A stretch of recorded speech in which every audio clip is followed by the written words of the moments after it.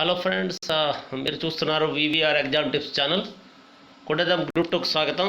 మిత్రుల కోరిక మేరకు పేపర్ 2కు సంబంధించినటువంటి సిలబస్ కూడా ఈరోజు మనం తెలుగులో అందిస్తున్నాం. గ్రూప్ 2 ఏపీఎస్సి గ్రూప్ 2లో లేటెస్ట్ పేపర్ 2 సంబంధించి ఏపీ హిస్టరీ మరియు ఇండియన్ పాలిటీ విభాగానికి సంబంధించినటువంటి డీటెయిల్డ్ సిలబస్ మేము ముందుకు తీసుకొచ్చాను. మనకి AP history and Indian polity రెండు భాగాలుగా ఉంటాయి. 150 మార్క్స్కి మనకి ఇది స్కోర్ చేస్తుంది. గతంలో ప్రిలిమ్స్ ఉండేటప్పుడు ఏంటంటే 50 మార్క్స్కి వెయిటేజ్ ఉండేది. సరే, ఇప్పుడు ప్రిలిమ్స్ ఉంటుందా లేదా అన్నది మనం పక్కన పెడితే మెయిన్స్ ఎగ్జామ్ మనం రాద్దాం అనుకుంటే మెయిన్స్ ఎగ్జామ్లో 150 మార్క్స్కి మనకి ఈ చాప్టర్ ఉంటుంది. అంటే పేపర్ 2లో AP history and Indian polity రెండు భాగాలకు సంబంధించి డీటెయిల్డ్ సిలబస్ నేను మీ ముందుకు తీసుకొచ్చాను. ముందుగా మనం చూసుకుంటే ఆంధ్రప్రదేశ్ సామాజిక సాంస్కృతిక చరిత్ర, అంటే దీనిలో ముఖ్యంగా మన ఆంధ్రప్రదేశ్ భౌగోళిక పరిస్థితులు, ఉనికి, ఇలాంటివి అన్నమాట. భౌగోళిక పరిస్థితులు, చరిత్ర అంటే ఆంధ్రప్రదేశ్ చరిత్రకు సంబంధించినటువంటి ఆధారాలు, ఆంధ్రప్రదేశ్ చరిత్ర అన్నది ఎక్కడి నుంచి ప్రారంభమైంది, అంటే మనం ఏ రకంగా ఆంధ్ర అనే పేరు ఏ రకంగా వచ్చింది, ఈ ఆంధ్ర పేరు రావడానికి గల జరిగినటువంటి పరిణామాలు ఏమిటి అన్నది దగ్గర నుంచి మనం బేసిక్స్ని కాస్త చూసుకుంటూ, ఇక మన ఆంధ్ర చరిత్ర అన్నది మన సంస్కృతి మీద ఎలాంటి ప్రభావం చూపింది అన్నది చూసుకోవాలి. అంటే పూర్వ చరిత్ర. ఇక అత్యంత ముఖ్యమైనటువంటి చాప్టరు, వెయిటేజ్ ఉన్నటువంటి చాప్టరు, ఇప్పటి వరకు ఒక 5 to 10 మార్క్స్ వరకు కవర్ చేసింది ఏదంటే శాతవాహనులు. ఇది అందరికీ తెలుసు, బట్ మనం మంచి మెటీరియల్తో సంసిద్ధుడిగా తయారై మంచి రివిజన్స్ చేసుకుంటూ ప్రాక్టీస్ పేపర్లు చేస్తే శాతవాహనులు చాప్టర్ అన్నది కూడా మంచి స్కోర్ మనం తెచ్చుకోవచ్చు. శాతవాహనులు తర్వాత ఈక్ష్వాకులు అయిపోయిన తర్వాత సామాజిక ఆర్థిక మత పరిస్థితులు, సాహిత్యం, కళలు, వాస్తు శిల్పం. అంటే ఈ శాతవాహనుల్లోనూ ఈక్ష్వాకుల కాలంలో కేవలం రాజులు వారి యొక్క చరిత్ర అంటే వారి పాలనకు సంబంధించే కాకుండా అప్పుడు నెలకొన్నటువంటి సామాజిక ఆర్థిక మత పరిస్థితులు అన్నింటినీ మీద కూడా మనం పట్టు సాధించాల్సి ఉంటుంది. సాహిత్యం, కళలు, వాస్తు శిల్పం. అలాగే ఆ తర్వాత విష్ణు కొండల గురించి, వేంగి చాళుక్యుల గురించి, తెలుగు చోళుల గురించి కూడా మనం చదవాల్సి ఉంటుంది. ఈ పార్ట్లో కూడా మనం సామాజిక మత పరిస్థితులు, తెలుగు భాష, సాహిత్యం, కళలు, వాస్తు శిల్పం నేర్చుకోవాల్సి ఉంటుంది. మొత్తం మీద 5 యూనిట్లుగా పేర్కొన్నటువంటి ఈ మొదటి యూనిట్ టాప్ ప్రయారిటీ, తిరగలేదన్నమాట. 10 to 15 మార్క్స్ వరకు మొదటి పార్ట్ నుంచి కవర్ చేసినటువంటి సందర్భాలు చాలాసార్లు ఉన్నాయి. కాబట్టి మనం మొదటి పార్ట్కి సంబంధించి సమగ్రంగా నోట్స్ తయారు చేసుకోవడం, చదవడం అనేది చాలా ముఖ్యం. ఈ తెలుగు భాష, సాహిత్యం, కళలు, వాస్తు శిల్పం, ముఖ్యంగా తెలుగు భాష సాహిత్యంకి సంబంధించి మనం అంటే శాతవాహనుల దగ్గర నుంచి సామాజిక ఆర్థిక మత పరిస్థితులు, సాహిత్యం, కళలు ఇవి చదువుకోవడంతో పాటు వేంగి చాళుక్యుల కాలంకి వచ్చినప్పటికీ తెలుగు భాష సాహిత్యం అన్న గురించి చదువుకోవాలి. అయితే ఈ తెలుగు భాషకు సంబంధించి కేవలం వేంగి చాళుక్యుల కాలంలో చదివితే సరిపోతుందా? ముందు ఎంత ఎవరి కాలాల్లో ఎవరు చదవాలనుకుంటే అప్ టు డేట్ అండి. ఈ రోజు వరకు తెలుగు భాష సాహిత్యానికి సంబంధించినటువంటి జరిగిన ప్రతి డెవలప్మెంట్ కూడా మనం చూసుకోవాలి. జనరల్గా ఎక్కడో ఒక దగ్గర తెలుగు భాష సాహిత్యం తూర్పు చాళుక్యుల కాలంలో మాత్రమే అన్నది సిలబస్లో ఉంది. కానీ మనం 2వ యూనిట్కి వెళ్తే 11 నుంచి 16 శతాబ్దాల మధ్య ఆంధ్రదేశాన్ని పాలించిన రాజవంశాలు అంటే ఇక్కడ కూడా ఆయా కాలాల్లో సామాజిక సాంస్కృతిక మరియు మత స్థితిగతులు, సామాజిక నిర్మాణం ఇలాంటి అంశాల్లో కూడా మళ్ళీ తెలుగు భాష సాహిత్యం అనే ప్రస్తావన ఉంది. అంటే రిపీటెడ్గా మనకు తూర్పు వేంగి చాళుక్యుల కాలంలో నుంచి ఉంటూ మళ్ళీ 11 నుంచి 16 శతాబ్దాల మధ్య ఆంధ్రప్రదేశ్ని పాలించిన రాజవంశాల కాలంలో అంటే కాకతీయులనండి, రెడ్డి రాజులనండి, వీళ్ళంతా కూడా వీళ్ళ కాలంలో కూడా రెడ్డి రాజుల అనంతరయుగం, ఈ మధ్యకాలంలో ఆంధ్రదేశాన్ని పాలించినటువంటి రాజవంశం విజయనగర కాలంలో అనండి, ఈ రాజవంశాల కాలాల్లో మన తెలుగు భాషకి ప్రత్యేకంగా జరిగినటువంటి కృషి కానీ, సాహిత్యాభివృద్ధి కానీ, పరిశోధన కానీ, ఇలా చాలా అంశాలు మనం చూడాల్సి ఉంటుంది. కాబట్టి ఈ తెలుగు భాష సాహిత్యం అనేది కేవలం ఫస్ట్ చాప్టర్కి పరిమితం చేయకుండా తెలుగు భాష సాహిత్యంకి సంబంధించి మొత్తం ఎన్ని చాప్టర్స్ ఉన్నాయి, అన్ని చాప్టర్స్ ఎక్కడెక్కడ కవర్ అయినాయి అన్నిటినీ కలిపి సపరేట్గా తెలుగు భాష సాహిత్యం మీద నోట్స్ తయారు చేసుకుంటే చాలా లాభదాయకం. ఇక 2వ చాప్టర్ చూసుకుంటే క్రీస్తు 11 నుంచి 16 శతాబ్దాల మధ్య ఆంధ్రదేశాన్ని పాలించినటువంటి రాజవంశాలు ఏమున్నాయి, ఆ కాలంలో జరిగినటువంటి సామాజిక సాంస్కృతిక ప్రగతి, మత స్థితిగతులు, సామాజిక నిర్మాణం, కుల వ్యవస్థ, మహిళలకు స్థానం. మనం ఇక్కడ మహిళలకు స్థానం అన్నది రెండో చాప్టర్లే కాదండి, మొదటి చాప్టర్లో కూడా మనం చూడాల్సి ఉంటుంది. తెలుగు భాషా సాహిత్యం, కళలు, వాస్తుశిల్పం, చిత్రలేఖనం, ఇది మనకు అన్ని చాప్టర్లో కూడా ఎదురైంది. ఇక మూడో చాప్టర్ అండి, మనకి మొదటి చాప్టర్ యాన్షియంట్ పార్టు, రెండో చాప్టర్ మెడివల్ పార్టు, మూడో చాప్టర్ మోడర్న్ పార్ట్. అలా మనం చూసుకోవాలి ఏపీ హిస్టరీని. ఆ రకంగా చూసుకొని ఆ రకంగా మనం చదువుకోవాలి. అంటే మొత్తం మీద 5 పార్ట్లుగా ఉన్నటువంటి ఈ ఏపీ హిస్టరీలో మూడో పార్ట్ చూసుకున్నప్పటికీ మనకు మోడర్న్ హిస్టరీ ప్రారంభమవుతుంది. ముఖ్యంగా యూరోపియన్ల రాక నుంచి మనకి మోడర్న్ హిస్టరీ ఏపీ వరకు ప్రారంభమవుతుంది. ఈ యూరోపియన్లు ఎక్కడెక్కడ వ్యాపార కేంద్రాలు ఏర్పాటు చేశారు, ప్రధానమైనటువంటి ఈస్ట్ ఇండియా కంపెనీ పాలనలోని ఆంధ్రప్రదేశ్ పరిస్థితులు ఎలా ఉన్నాయి, ఆంధ్రలో 57 తిరుగుబాటుకు సంబంధించినటువంటి అంశాలు ఎక్కడెక్కడ తలెత్తాయి, దానికి నాయకత్వం ఎవరు వహించారు, అణిచివేత ఎవరు చేశారు, తత్ప్రభావం ఏంటి అన్నది చూసుకోవాలి. అంటే ఇది మనం ఇండియన్ హిస్టరీ కోణంలో, ఇండియన్ హిస్టరీ కూడా 1857 తిరుగుబాటు చదివి, అదే సందర్భంలో ఏపీ హిస్టరీలో కూడా 1857 సిపాయిల తిరుగుబాటు జరిగినటువంటి అంశాలను కానీ జత చేసుకుంటూ చదువుకుంటే ఒకేసారి పేపర్ 1లో ఉన్నటువంటి ఇండియన్ హిస్టరీ ఫ్రీడమ్ మూమెంట్ పార్ట్లో ఉన్న 1857 తిరుగుబాటు అంశాలు, ఏపీ హిస్టరీ 3వ యూనిట్లో ఉన్నటువంటి 1857 తిరుగుబాటు అంశాలు కూడా మనం ఒకేసారి చదివేయడం అన్నది కంప్లీట్ చేయగలుగుతాం. అంటే సిలబస్ని వేగంగా కంప్లీట్ చేయడానికి ఒక మంచి మార్గం. అంటే ఏ పేపర్ 1తో అంటే ఇండియన్ హిస్టరీతో ఈ కామన్ సిలబస్ అనమాట. ఇది 57 తిరుగుబాటు అనేది జాతీయ స్థాయిలోను ఆంధ్రలోను కామన్గా చూసుకోవాలి. ఇక ఆంధ్రలో బ్రిటిష్ పాలన సేమ్ మనం ఆంధ్రప్రదేశ్, ఇండియా స్థాపన, సామాజిక సాంస్కృతిక చైతన్యం, జస్టిస్ పార్టీ ప్రభావం, ఆత్మగౌరవం ఉద్యమాలు, అలాగే 1885 నుంచి 1947 మధ్య ఆంధ్రలో జాతీయ ఉద్యమ వ్యాప్తి, విస్తరణ, వృద్ధి, సామ్యవాదులు, ఇలా చూడాలండి. అంటే 1885లో జాతీయ కాంగ్రెస్ స్థాపనలో నుంచి ఆంధ్రప్రదేశ్లో ఎలాంటి మూమెంట్స్ జరిగాయని ప్రతిదీ చూసుకోవాలి.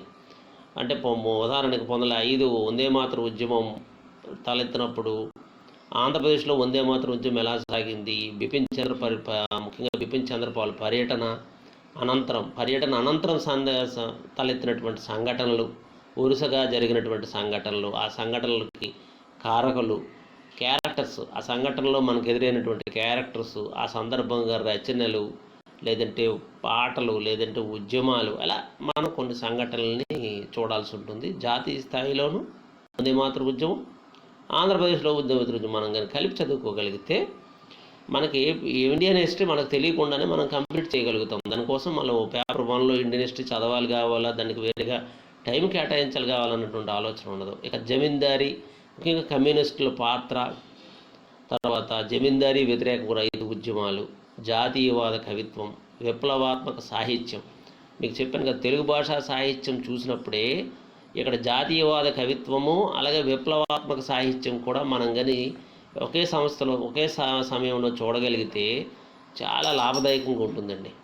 అలాగే నాటక సంస్థలు, మహిళల భాగస్వామ్యం మనం ముందే చెప్పుకున్నాం. శాతవాహనులు కానీ, ఇరక్షోకులు కానీ, తర్వాత వచ్చిన 11 నుంచి 16 శతాబ్దాల వరకు పాలించినటువంటి రాజవంశాలు వారు మహిళలకు ఇచ్చినటువంటి ప్రాముఖ్యత కానీ మనకు ముఖ్యంగా కాకతీయుల కాలంలో రాణి రుద్రమదేవి, అలాగే స్వాతంత్రం, ఇలా మనం కొన్ని చూసుంటాం. ఇలాంటివన్నీ అంశాలన్నింటినీ మనం బాగా చదవాల్సి ఉంటుంది, వాటికి సంబంధించిన ప్రాధాన్యత ఉంటుంది. ఇక 4వ యూనిట్ చూసుకుంటే ఆంధ్రోద్యమం పుట్టుక వ్యాప్తి. మనం ఆంధ్రాలో స్వాతంత్ర ఉద్యమకు దారితీసినటువంటి సంఘటనలు, పరిణామాలు, పాల్గొన్నటువంటి వ్యక్తులు, వారి పాత్ర మనం చూడాల్సి ఉంటుంది. ఇంకా ప్రధానంగా మనం ఆంధ్ర మహాసభ ఏర్పాటు, అందులో ప్రముఖ పాత్ర వహించినటువంటి నాయకులు, 1953లో ఆంధ్ర రాష్ట్ర ఏర్పాటుకు దారితీసినటువంటి సంఘటనలు, అంటే పొట్టి శ్రీరాముల ఆమరణ దీక్ష నుంచి కాకుండా ఆంధ్ర రాష్ట్ర నినాదం 1912లో ప్రారంభమైన గుంటూరులో, అక్కడ నుంచి మనం బాపట్లలో జరిగిన సమావేశంలో అక్కడ నుంచి ప్రాథమికంగా ఆంధ్ర రాష్ట్ర నినాదం వచ్చిన దగ్గర నుంచి ప్రత్యేక ఆంధ్ర రాష్ట్ర కమిటీ 1918లో ఏర్పడింది. అలా కంటిన్యూగా మనం చూసుకుంటూ సైమన్కి వ్యతిరేక ఉద్యమాలు, సైమన్ని వ్యతిరేకించడం ఆంధ్రప్రదేశ్లో, సైమన్కి వ్యతిరేకంగా తెనాలిలోను లేదా విజయవాడలోను వ్యతిరేకంగా నినాదాలు చేస్తూ వారికి వినతి పత్రాలు ఇచ్చినటువంటి పరిణామాలు, అదే సమయంలో ఒరిస్సా రాష్ట్రం కోసం అని చెప్పి అక్కడ వాళ్ళు సైమన్ కమిషన్ దరఖాస్తు పెట్టడం, 1936లో ఒరిస్సా రాష్ట్రం ఏర్పడడం, ఇలాంటి సమస్యలన్నీ, ఇలాంటి సంఘటనలు కూడా మనం కలుపుకుంటూ చదువుకోవాలండి. అంటే అవగాహన మనకి పెంచుకోవాలన్నమాట. సబ్జెక్ట్ మీద మనకు అవగాహన ఎప్పుడు వస్తుందంటే ఇలా కంపేర్ చేసుకుంటూ చదువుకుంటూ పోవాలి. ప్రతి సంఘటన అనంతరం, అంటే స్వాతంత్రోద్యమం అన్నప్పుడు చాలా సంఘటనలు జరుగుతాయి. ఆ సంఘటనకు కారణం చదవాలి, సంఘటన అనంతరం జరిగిన పరిణామాలు చదవాలి, సంఘటన సంబంధించిన కారకులు చదవాలి, సంఘటనకు సంబంధించినటువంటి ఫలితాలు చదవాలి, సంఘటన తర్వాత జరిగినటువంటి పరిస్థితులను కూడా మనం నేర్చుకోవాలి. ఇలా మన మైండ్లో ఈ ఆర్డర్ని పెట్టుకుంటూ కానీ చూసుకుంటూ ఒక చోట రాసుకోగలిగితే మనకి ఏపీ హిస్టరీ అనేది సునాయాసంగా అద్భుతమైన స్కోర్ తెచ్చుకోవచ్చు. ఆల్రెడీ మనం బోల్డ్ అని వీడియోస్ ఏపీ హిస్టరీకి సంబంధించి సిలబస్ వారీగా మనం అలాంటి క్లాసెస్ చేస్తున్నాం. ఇండియన్ హిస్టరీతో జతపరుస్తూ క్లాసెస్ పెట్టుకున్నాం. మన వీడియోస్ అయితే ఏపీ హిస్టరీకి సరిపోతాయి. తిరుగులేని విధంగా 3-4 మెటీరియల్స్ని మిక్స్ చేసి షార్ట్ నోట్స్ని నేను ఆల్రెడీ మనకు వీడియోస్ పెడుతున్నాను. కాబట్టి మన ఛానల్ సబ్స్క్రైబర్స్ కానీ వ్యూవర్స్ కానీ ఏపీ హిస్టరీ వరకు తిరుగులేని విధంగా ఉంటుందనేది నేను భరోసా ఇవ్వగలను. ఇక అదేవిధంగా ఆంధ్రోద్యమంలో మీడియా అంటే వార్తాపత్రికల పాత్ర, ఆంధ్ర ఉద్యమం కోసం కృషి చేసినవి, లేదంటే స్వాతంత్రోద్యమం టైంలో పనిచేసినట్టు వార్తాపత్రికలు, వివిధ ఉద్యమాల సందర్భంగా, అంటే వందే మాతరం ఉద్యమం అనండి, బిపిన్ చంద్రపాల్ పర్యటన అనండి, తర్వాత 1916 హోమ్ రూల్ లీగ్ అనండి, హోమ్ రూల్ ఉద్యమం అనండి, తర్వాత 1920 సహాయ నిరాకరణ ఉద్యమం అనండి, అదే 1922లో అల్లూరి సీతారామరాజు మన్యం తిరుగుబాటుకు సంబంధించి అనండి, ఇలా మన ఆంధ్రప్రదేశ్లో జరిగిన చాలా సంఘటనలకు సంబంధించి వివిధ సందర్భాలలో ఎలుగెత్తి చాటినటువంటి నాయకులు కానీ లేదా పత్రికలు కానీ ఇలాంటివన్నీ కూడా మనం సంపాదకులు, పత్రిక పేరు సంపాదకులు, ఆ పత్రిక ఏ సందర్భంలో బ్రిటిష్ వ్యతిరేక వార్తల్ని లేదంటే వ్యాసాలని ప్రచురించింది అలాంటి అంశాలు నేర్చుకుంటే చాలు. అదేవిధంగా గ్రంథాలయ ఉద్యమం, గ్రంథాలయానికి సంబంధించి జరిగినటువంటి డెవలప్మెంట్స్ ఒక బిట్ ఖచ్చితంగా వస్తుందని గ్రంథాలయ ఉద్యమం. అలాగే జానపద గిరిజన సంస్కృతులు, ఈ గిరిజన సంస్కృతులకు సంబంధించి అయితే ఇప్పటివరకు బిట్ పెద్దగా డైరెక్ట్గా అయితే ఇప్పటివరకు బిట్ రాలేదు. బట్ మనకి గిరిజన సంస్కృతికి సంబంధించి కూడా మనం చదవాల్సి ఉంటుంది. సిలబస్లో ప్రస్తావించారు కాబట్టి చదవాలి. ఇక చివరిది ఆంధ్ర రాష్ట్ర ఆవిర్భావానికి దారితీసినటువంటి పరిణామాలు. ఆంధ్రప్రదేశ్ చూసాం. ఆంధ్ర రాష్ట్రం 1953లో ఏర్పడితే ఆంధ్రప్రదేశ్ 1956లో ఏర్పడింది. దీనికి సంబంధించి విశాలాంధ్ర మహాసభలు జరగడం, విశాలాంధ్ర ఉద్యమం జరగడం, పెద్ద మనుషుల ఒప్పందం జరగడం, పెద్ద మనుషుల ఒప్పందంలో పాల్గొన్నటువంటి వ్యక్తులు, అప్పుడు హైదరాబాద్ రాష్ట్రానికి ఆంధ్ర రాష్ట్రానికి మధ్య జరిగిన ఒప్పందాలు, ఇలాంటి ఫార్ములాస్ ఇవన్నీ మనం కంపల్సరీ నేర్చుకోవాలండి. విశాలాంధ్ర మహాసభ, రాష్ట్రాల పునర్విభజన కమిషను, దానికి సంబంధించిన సిఫార్సులు, పెద్ద మనుషుల ఒప్పందము, ఇక్కడ 1956 నుంచి 2014 మధ్య జరిగిన ముఖ్యమైన సామాజిక సాంస్కృతిక సంఘటనలను పేర్కొన్నారు. నా వరకు అనిపిస్తుంది ఏంటంటే 2014 అనంతరం జరిగిన పరిణామాలు కూడా మనం నేర్చుకోవాలని నాకు అనిపిస్తుంది. ఇప్పుడు 2014 వరకు ఏంటంటే ఆంధ్రప్రదేశ్ తెలంగాణ విభజనకు సంబంధించి 2014 వరకు నేర్చుకోమని చెప్పి సిలబస్లో ప్రస్తావించారు. కానీ 2014 అనంతరం జరిగినటువంటి పరిణామాలు కూడా మనం నేర్చుకోవాల్సినటువంటి పరిస్థితి అయితే మన ముందు ఉంది. కాబట్టి ఆ రకంగా మనం దీన్ని ప్రిపరేషన్ని కొనసాగించడం అనేది చాలా ముఖ్యమైనటువంటి విషయంగా నేనైతే చెప్పగలను. ఇది మన ఏపీ హిస్టరీకి సంబంధించి. ఇక మనం ఇంకొక పార్ట్ చూసుకుంటే ఇండియన్ పాలిటీ వరకు చూసుకుంటే మనకి భారత రాజ్యాంగం, ఇది ఇండియన్ పాలిటీ మనకి దాదాపు 7 భాగాలుగా ఉంటుందండి. మనకి 7 యూనిట్లుగా ఉంటుంది. ఇండియన్ పాలిటీ 7 యూనిట్లుగా ఉంటుంది. గతంలో ఏంటంటే ప్రిలిమ్స్లోకి వచ్చినప్పటికీ ఇండియన్ పాలిటీ ఏపీ హిస్టరీ కలిపి 50 మార్కులు ఉండేది, మెయిన్స్కి వచ్చినప్పుడు 150 మార్కులు. ఇప్పుడు అది సేమ్, అంటే మెయిన్స్ వరకు చూసుకుంటే ఏపీ హిస్టరీ 75 మార్కులు, అలాగే ఇండియన్ పాలిటీ 75 మార్కులు ఉంటుంది. ఇందులో మొదటి యూనిట్గా చూసుకుంటే భారత రాజ్యాంగం యొక్క స్వభావం, పరిణామ క్రమం, అంటే భారత రాజ్యాంగ రచనకు సంబంధించి జరిగినటువంటి పరిణామ క్రమాలు, అంటే భారత రాజ్యాంగం ఏ రకంగా, రాజ్యాంగ నినాదం అన్నది ఏ రకంగా వచ్చింది, జరిగింది అంటే రౌండ్ టేబుల్ సమావేశాలు, ఆ తర్వాత జరిగిన పరిణామాలు, క్యాబినెట్ మిషన్ ప్లాను, ఇలా రకరకాల సందర్భాలలో ఈ యొక్క భారత రాజ్యాంగ ఏర్పాటుకు సంబంధించి జరిగినటువంటి ఎక్సర్సైజ్ ఏదైతే ఉందో అది చాలా వరకు రాజ్యాంగ అభివృద్ధి చట్టాలని చెప్పి ప్రతి మెటీరియల్లో కూడా ప్రస్తావిస్తున్నారు.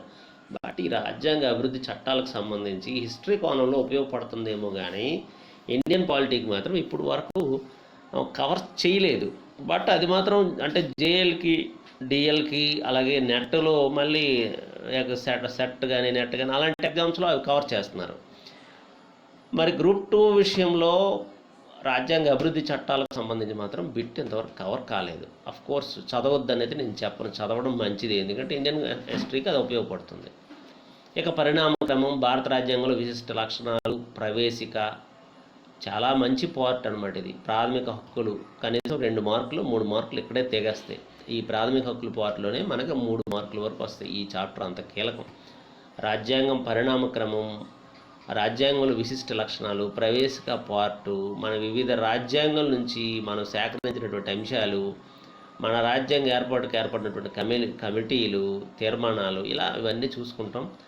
అదే ఆదేశిక సూత్రాలకి ప్రాథమిక హక్కులకి మధ్య రిలేషన్స్, అలాగే ప్రాథమిక విధులకి ఆదేశిక సూత్రాలకి మధ్య ఉన్న రిలేషన్స్, ప్రాథమిక హక్కులకి ప్రాథమిక విధులకి మధ్య రిలేషన్స్, ఈ ప్రాథమిక హక్కుల సందర్భంగా అవి ఏర్పడినటువంటి కేసులు, జడ్జిమెంట్స్, ఆదేశ సూత్రాలకు సంబంధించిన కేసులు, ప్రాథమిక విధులకు సంబంధించిన కేసులు, ఇలా మనం ఇవన్నీ చదువుకుంటాం. ఏకకేంద్ర మరియు సమాఖ్య వ్యవస్థలు, ఏకకేంద్ర వ్యవస్థ అంటే ఎలా ఉంటుంది, దాని తాలూకా బైలాస్ ఎలా ఉంటాయి, సమాఖ్య వ్యవస్థలో ప్రధాన పాత్ర ఎవరు వహిస్తారు, సమాఖ్య వ్యవస్థకు సంబంధించి కేంద్ర ప్రభుత్వం పాత్ర ఏంటి, రాష్ట్ర ప్రభుత్వం పాత్ర ఏంటి, ఇలా మనం చూస్తామన్నమాట.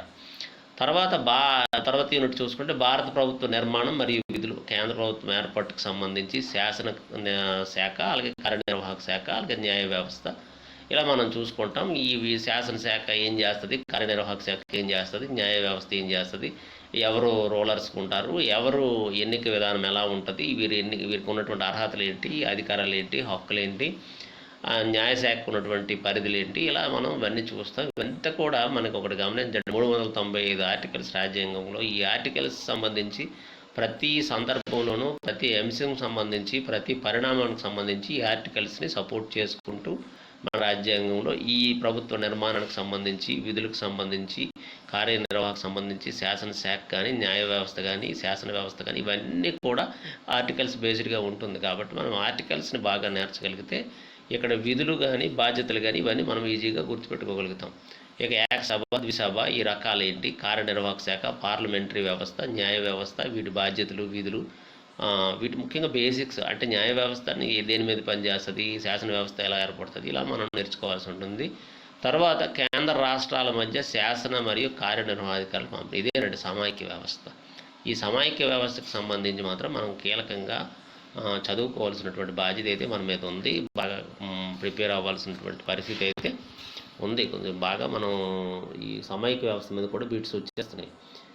ఈ అధికారాల పంపిణీకి సంబంధించి, కేంద్ర రాష్ట్ర శాసన పరిపాలనకు సంబంధించి, ఆర్థిక సంబంధాలకు సంబంధించి, రాజ్యాంగబద్ధ సంస్థలు, అధికారాలు మరియు విధులు, ఏ రాజ్యాంగబద్ధ సంస్థలు ఏవేవి ఉన్నాయి, వాటి అధికారాలు ఏంటి, వాటి విధులు ఏంటి, ముఖ్యంగా యూపీఎస్సీ కానీ, అలాగే కాగ్ కానీ, ఎస్పీఎస్సీ కానీ, ఆర్థిక సంఘం కానీ, ఇలా మనం కొన్ని వీటిని చూస్తాం.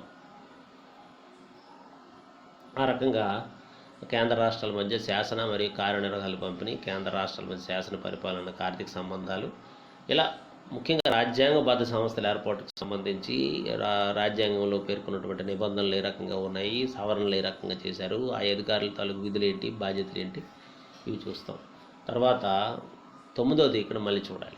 అంటే నెక్స్ట్ చాప్టర్ చూసుకుంటే కేంద్ర రాష్ట్ర సంబంధాలు. మీకు ముందే చెప్పిన సమాఖ్య వ్యవస్థకు సంబంధించి మనకి పార్ట్లుగా ఇచ్చారు. సంస్కరణల ఆవశ్యకత మనకి ఇక్కడ డీటెయిల్డ్గా ఇవ్వడానికి ఇది రీజన్ అండి. పాలిటీ పార్ట్లో మాత్రం డీటెయిల్డ్గా సిలబస్ అనమాట. ఈ సిలబస్లో ప్రతి పార్ట్ని మనం అలాగా చదువుకుని నోట్స్ తయారు చేసుకొని వెళ్తే సరిపోతుంది. మన మెటీరియల్లో ఈ అంశాలని మనం ప్రతి మెటీరియల్లో చాలా ఎక్కువ ఉంటాయి. అందులో మనం ఈ సిలబస్ని అనుసంధానం చేసుకోవాలా. ఇందులో ఇది అడిగారు. బేసిక్స్ ముఖ్యంగా తెలుసుకోవడం, బేసిక్స్ సంబంధించి ఆర్టికల్స్ సపోర్ట్ చేసినవి ఏంటి, లేదంటే సవరణలు ఎక్కడ అమెండ్మెంట్స్ ఏమైనా తీసుకొచ్చారో అలాంటివి చూసుకుంటూ, ఇయర్స్ మీద గుర్తుపెట్టుకుంటూ, కమిటీస్ ఏమైనా నియమించారు అలాంటివి, అలాగా ప్రతి ఒక అంశానికి సంబంధించి కమిటీ ఏం చెప్పింది, ఆర్టికల్ ఏం చెప్పింది, సవరణ ఏం చేశారు, సో జడ్జిమెంట్స్ అంటే హైకోర్టు కానీ సుప్రీంకోర్టు కానీ జడ్జిమెంట్స్ ఏం చేయాలి, ఆ ఇష్యూకి సంబంధించి ఇలాగా. ఇక సంస్కరణలకు సంబంధించి, పరిపాలన సంస్కరణకు సంబంధించి రాజ్బన్నర్ కమిటీ, సర్కారీ కమిటీ, అలాగే పూంచి కమిషన్, వీటికి సంబంధించి ముఖ్యంగా బేసిక్ వాళ్ళు చెప్పిన నివేదికలన్నీ మనం చదవాల్సిన పని లేదు. కానీ ప్రధానమైనటువంటి సూచనలు ఈ కమిషన్స్ కొన్ని సూచనలు చేస్తున్నాయి సంస్కరణలకు సంబంధించి. అడ్మినిస్ట్రేటివ్ రిఫార్మ్స్ సంబంధించి. ఆ రిఫార్మ్స్లో ఏమైతే ప్రధానమైన సూచించారో అవి నేర్పిస్తే సరిపోతుంది. అలాగే ఏకకేంద్ర మరియు సమైక్య లక్షణాలు మనం ముందే ఆల్రెడీ డిస్కస్ చేసాం. ప్రతి పార్ట్ మొత్తం మూడు పార్ట్లో కూడా ఈ సమైక్య వ్యవస్థ ఫెడరల్ సిస్టమ్ గురించే ఉంటుంది. ఇక రాజ్యాంగ సవరణ ప్రక్రియ ఇది ఒకటి ఇంపార్టెంట్. కేంద్రీకరణ, వికేంద్రీకరణ, సమాజ అభివృద్ధి పథకాలు, బలవంతరాయత, అంటే ముఖ్యంగా 73, 74 రాజ్యాంగ సవరణకు సంబంధించి పంచాయతీరాజ్, పట్టణ ప్రాంతాల్లో స్థానిక సంస్థలు అని గ్రామీణ ప్రాంత స్థానిక సంస్థల గురించి మనం చదువుకోవాల్సి ఉంటుంది. ఈ చాప్టర్ దీని మీద కూడా మనకి ఒక 4-5 మార్క్స్ వచ్చే అవకాశం ఉంది. ముఖ్యంగా ఏంటంటే ఎక్కువ కమిటీస్ ఉంటాయి. ఈ కమిటీస్ ఇచ్చిన సూచనలు మనం బాగా నేర్చాల్సి ఉంటుంది. వాటి మీద ఎక్కువగా బీట్లు అడుగుతున్నాడు. కాబట్టి ఈ 73, 74 రాజ్యాంగ సవరణకు సంబంధించి ఈ కమిటీస్, ఆ కమిటీస్ ఇచ్చినటువంటి సూచనలు, ఇచ్చినటువంటి డైరెక్షన్స్, ఎలాంటి డైరెక్షన్స్ ఇచ్చినాయి, ఏవి అమలు చేసినారు, ఈ రాజ్యాంగ సవరణకి జరిగినటువంటి ప్రక్రియ, ఈ ఏదైతే 73, 74 రాజ్యాంగ సవరణ ఏమైతే చెప్పాయో ఆ అంశాలన్నీ మనం చూడాల్సి ఉంటుంది.